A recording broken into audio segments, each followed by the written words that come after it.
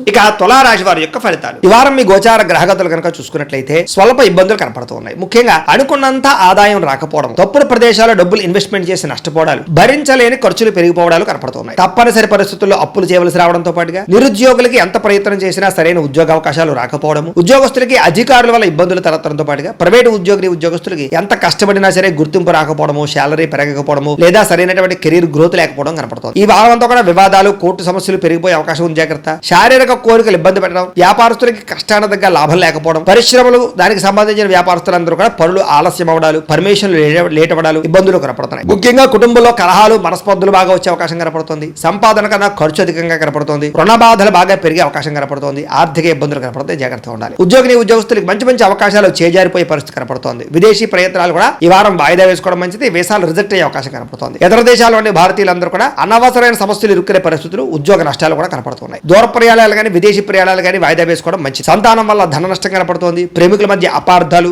అనవసరమైనటువంటి వ్యామోహాలు, శారీరక కోరికలు, బయట కలవడాల వల్ల సమస్యలు కనపడుతున్నాయి. భార్యాభర్తల మధ్య కూడా అపార్థాలు, కుటుంబ సమస్యలు, దూరాలు జరిగే అవకాశాలు, గొడవలు కనపడుతున్నాయి. పరపురుష పరస్త్రీ వ్యామోహాలు, శారీరక కోరికలు పెరిగిపోవడం వల్ల కుటుంబంలో గొడవలు కనపడుతున్నాయి. అనవసరమైనటువంటి గొడవలు పెట్టుకునే పరిస్థితులు, కావలసిన వారు దూరం చేసుకునే అవకాశాలు కనపడుతున్నాయి. అలాగే వైవాహిక జీవితంలో కూడా గొడవలు కనపడుతున్నాయి. బాగా వ్యాపారం చేసేటప్పుడు కొంచెం ఇబ్బందులు, ప్రతిబంధకాలు, అలాగే ప్రతి చిన్నదానికి ఉద్రేకపడము, అలాగే తొందరపాటు నిర్ణయాలు తీసుకోవడం కనపడుతుంది. ప్రేమికుల మధ్య వివాదాలు, సంపాదన కన్నా ఖర్చు అధికమవడము కనపడుతుంది. కాబట్టి ఖర్చులు పెట్టేటప్పుడు జాగ్రత్త, పొదుపు చేసే ప్రయత్నం చేయండి. విద్యార్థులకి చాలా ఇబ్బందులు కనపడుతున్నాయి. చదువు పట్ల దృష్టి సారించకుండా అనవసరమైన వ్యామోహాలు పెరుగుతున్నాయి. ముఖ్యంగా చదివేటటువంటి సమయంలో తలకాయ నొప్పి రావడం కానీ, డిస్టర్బెన్స్ కానీ కనపడుతుంది. ఏకాగ్రతతో చదువుకోవాలి.